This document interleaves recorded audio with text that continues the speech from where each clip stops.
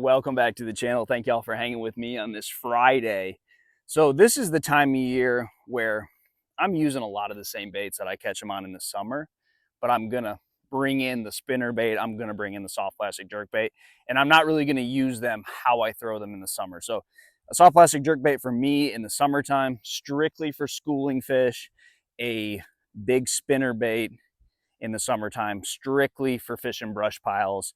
I'm not going to be doing either of that for the most part in the fall time. The fall, I'm totally focused on bait, and I'm going to be covering water shallow. So how I typically look for fish in the summer months is a lot of time behind my graph, side imaging, down scan. I'm looking at my mapping chip, and I'm trying to find good offshore structure. Now, as we get into the fall, I don't do that. That's not really my game. I like to fish for fish in the fall time because I feel like when they're relating to bait and they're breaking up, they're not grouped up anymore, there's no point in looking for them on side imaging or down scan because you need them to be in groups to catch them like that. So as they're really focused in on bait, you're catching a lot of singles, you got to just cover a lot of water and go fishing. So instead of using that fluke on big schools of fish, they're coming up busting on shad, I'm using that fluke to cover water. It's a really subtle option when they just won't bite a swim jig, they won't bite a swim bait. A little bit more subtle is going to be that soft plastic jerk bait. So this is a really good grass bait. It's a really good shallow flats bait. You can really do a lot of things with it, but it's typically shallow bait around some type of cover or shallow structure.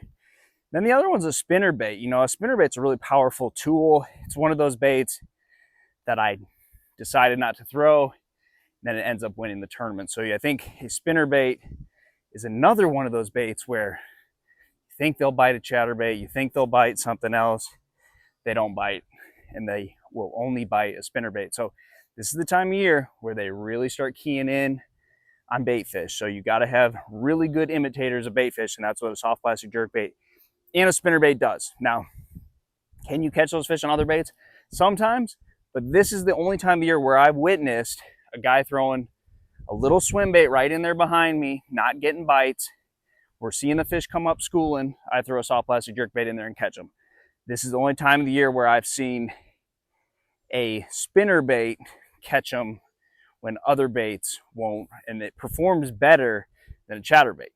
Most other times of the year, you're going to always have more luck with the chatterbait. In the fall, they're really keyed in on those small threadfin shad, spinnerbait. But what I will say is my spinnerbait game completely changes this time compared to the spring. So in the spring, it's all about slow rolling. I like Colorado blades. I like keeping that bait down in the water column and fishing it slow. This time of year, it's typically clear water. Bass are chasing bait, and I'm throwing a heavier one, like a 3/4, and I'm burning it in willow leaves. So willow leaves, anytime that water is warmer than 70, but willow leaves when they're really keyed in on shad. So it could be the shad spawn earlier in the year or fall when you start seeing those balls of bait grouping up. So the creeks are going to play. You know, the creeks are somewhere you need to cover a bunch of water. The main river, inside grassline, outside grassline, the insides of the bars and the outsides of the bars, they're all going to play. You got to focus covering water, fishing fast, and keeping the right baits in your hand.